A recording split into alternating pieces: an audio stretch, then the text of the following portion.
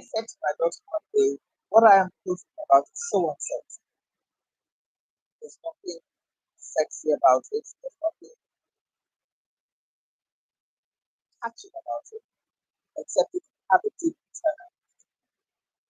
So, and for those who might have that intent that I am trying to explain.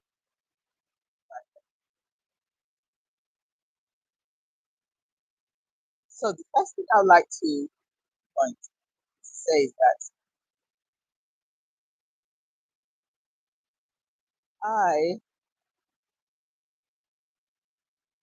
I work with the fact that what is it that be that be that you're not present in the conversation, be that you can't pacify.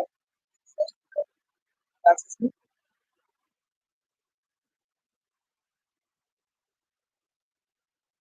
What that all came about because of life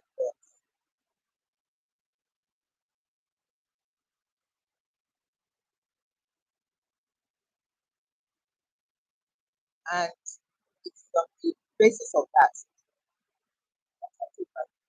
to a very stable basis of be on social media. You have to be available all the time. And I'm not available. But that's the by and by.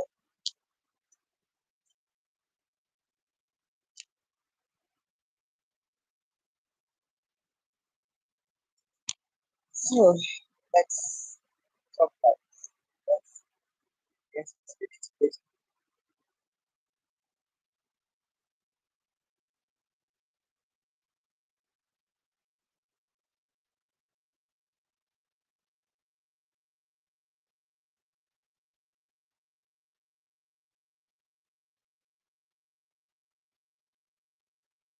As I said, I work with practical men.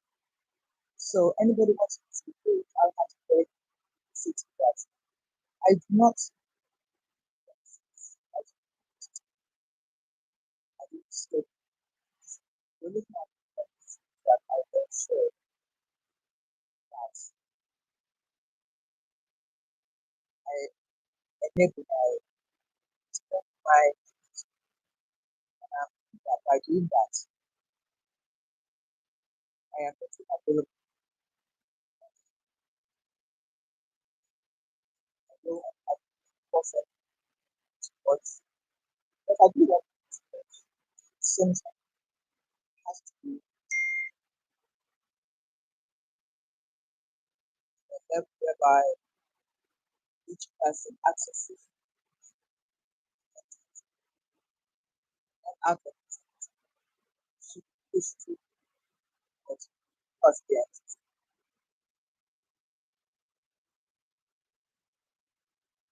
my name is Lola and I'm going to share my talk about the brain from and just like everybody else, all the stories of my life or Ali. My hope is that just experience. So let's start.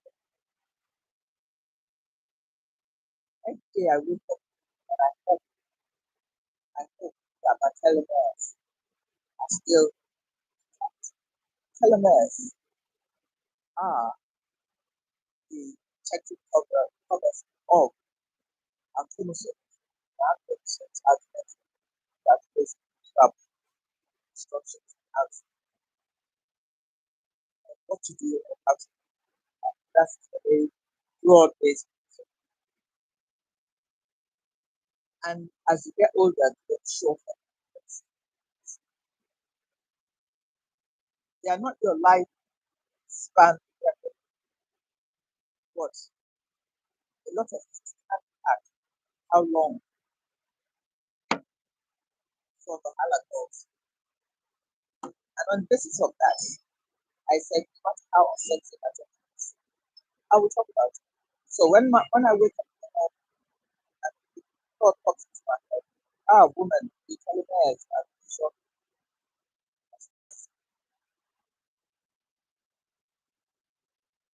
So,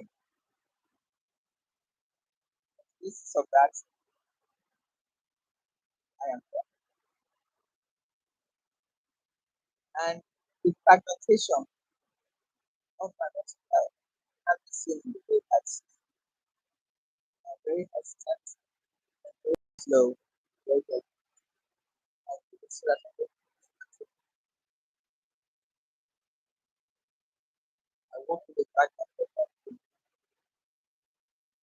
distorted of where I think about possibilities and words and develop quite fast. And my focus sharp, the noise, smell, and distraction. That's all part of it. There's some working thing that happens from so that's how.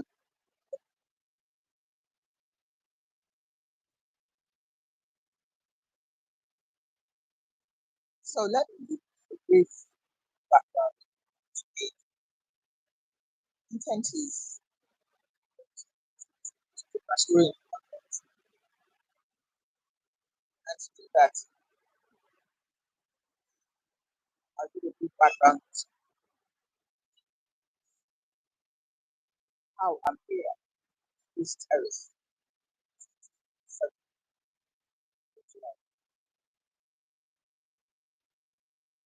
I came out to look at it.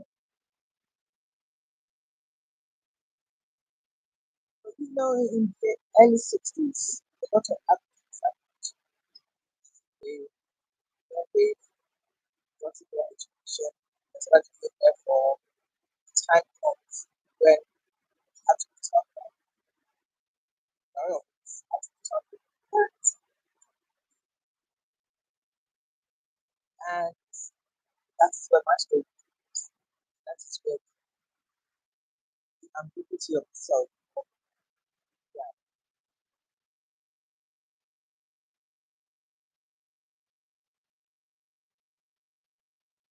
Two things I remember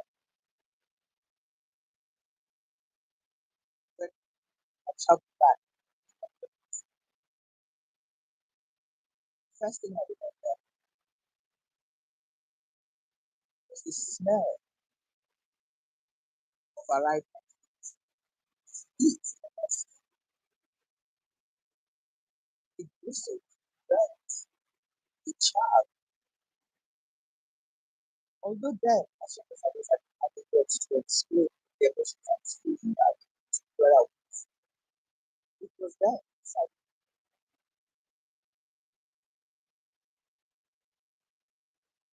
I just, because like in African tradition, these parents can sit down and tell you, this is what we're just have to tell you. That's what the impact of that first event in my life, first event that I remember, that I know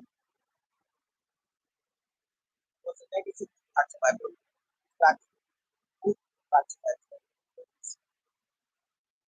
Don't get me wrong, there must be something negative about going back to my parents. All I'm saying is that my body feels that heat was foreign, the smells were foreign. It's only now that I realize that had a great impact on my life. It's great.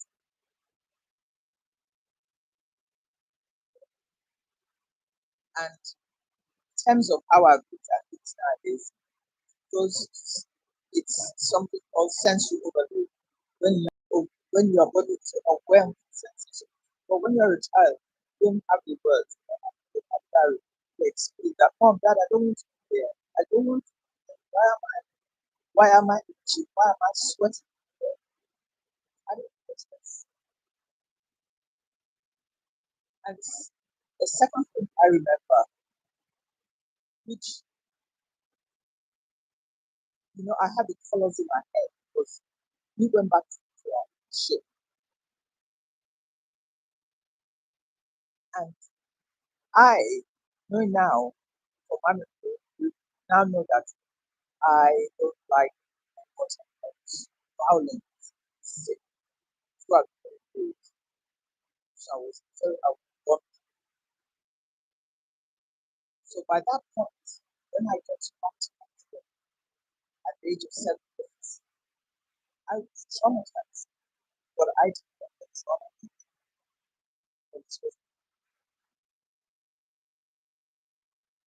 My body was dysregulated. When they say your body is dysregulated outside, please don't get me wrong. All that I know about statistics, but I is when your body is the mechanisms of entities of the body start working correctly. So you don't know a lot of things impact you. You don't know how to deal with it. Your decisions are all over the place. Now that's what I did of seven. That's second step. Also, as I said, I remember the smell of the smell of the dizziness in my stomach. And third element that created the trauma for me in my body system was remember one day where we were playing on the pavement, somebody playing volleyball. I remember my son smiling at the kids who were with their parents cleaning. So the negativity didn't hit, but it did at about starting seconds. That's sort of so you see by the age of 7, I had already had trauma. But to put that aside, my trauma as a person began my mother's. One of the things that I find very upsetting and that hurts me is a lot of people do not understand. That sounds very complex. Not a lot, but there's not a lot of talking about how the impact of what happens to the child. I mean, it's there, you know it. That's something that happens to your child also.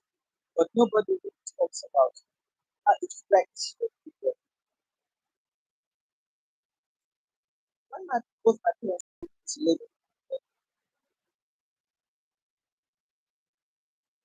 it was a time when racial tensions was high. My mother, before she came to my dad here, had been married twice, had I think about 5 children.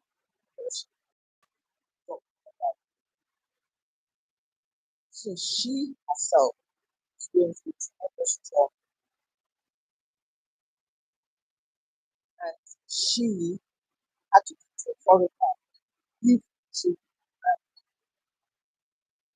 have no support system, no knowledge what it is to live in a private society, and then become pregnant.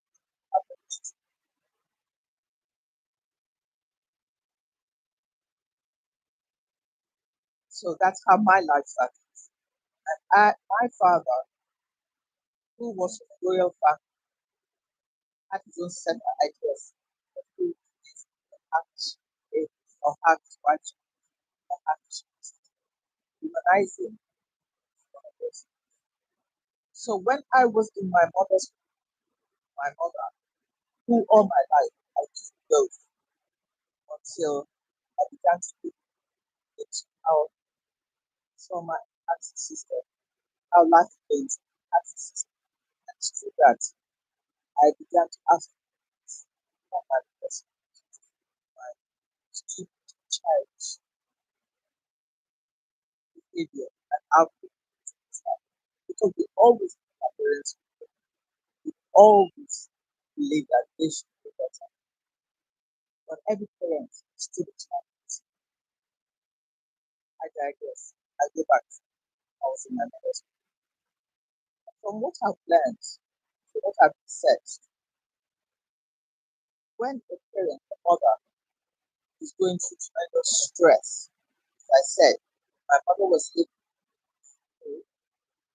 during the period of extreme racial tension, during the period whereby to get a place to play, as a student, there were issues like the class that fell out.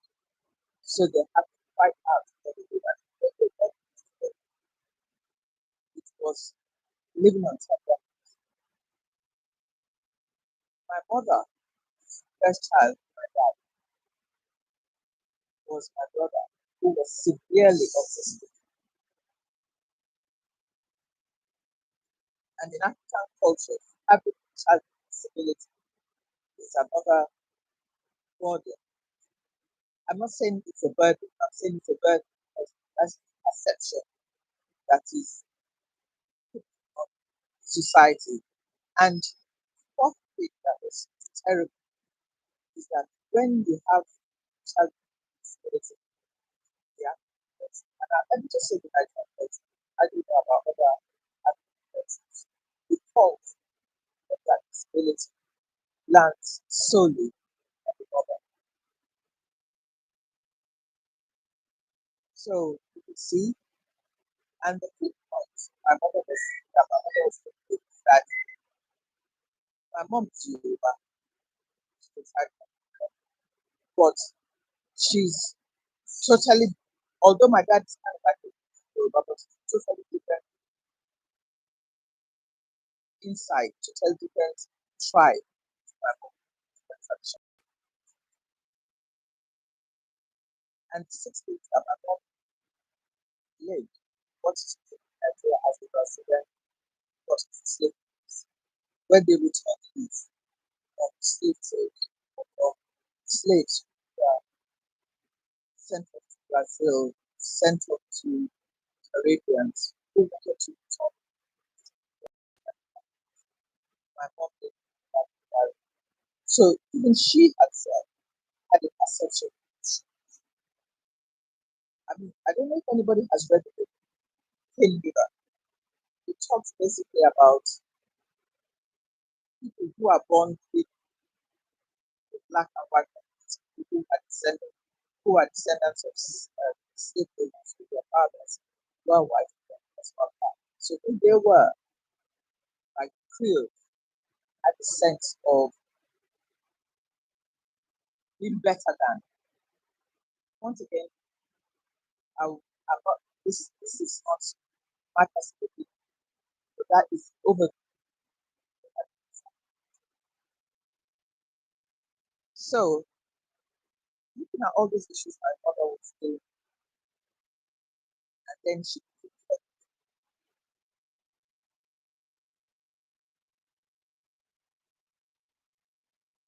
my mom and dad had 5 kids.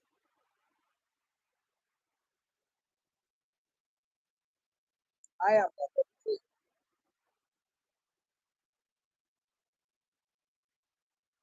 I had a sister who passed.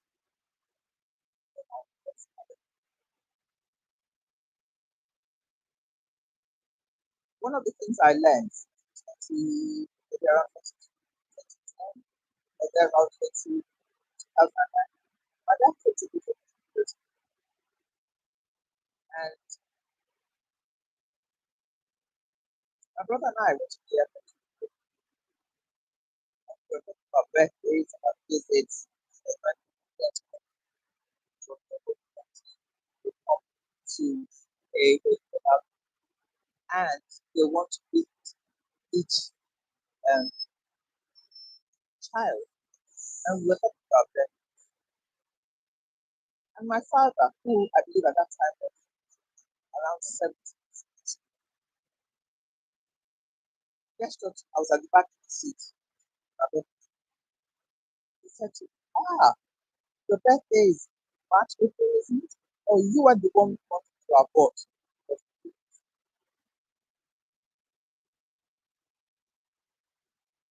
I looked up and I saw my brother's eyes looking at me through the mirror.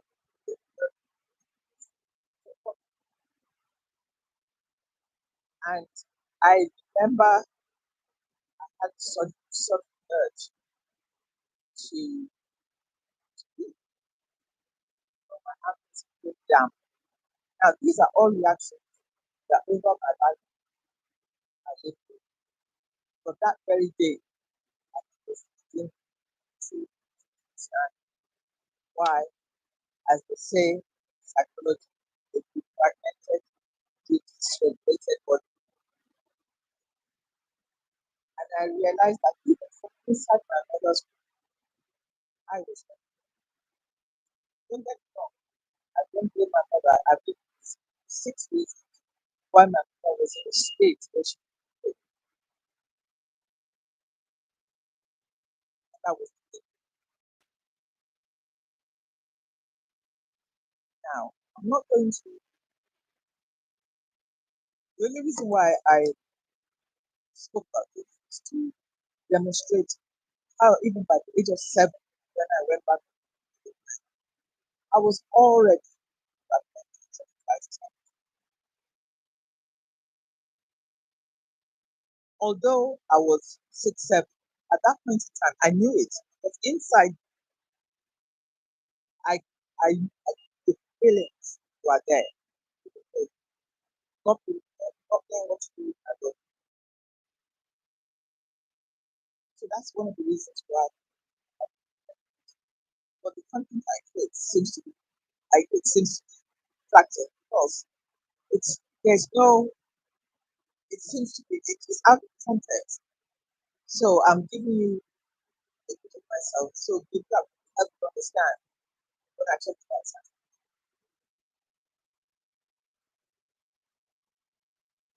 When I came back to it, I remember long breast high. God, I remember when Stephen I said way back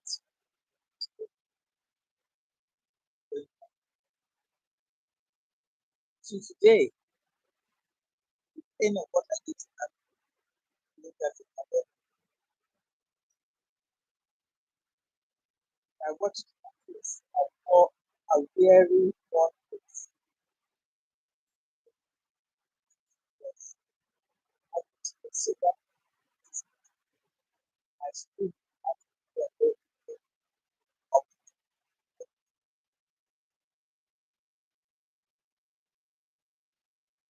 so one of my ways I said the mistakes or sins of our 20 like look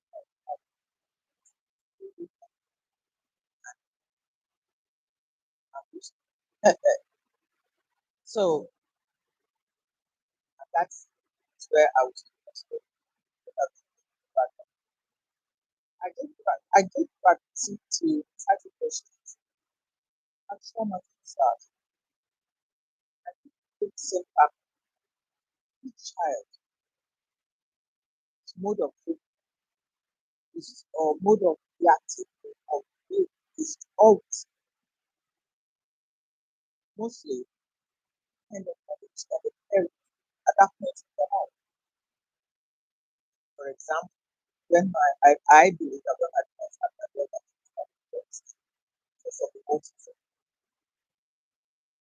and then when they had my sister, spiritual kids, that stayed with sense of it.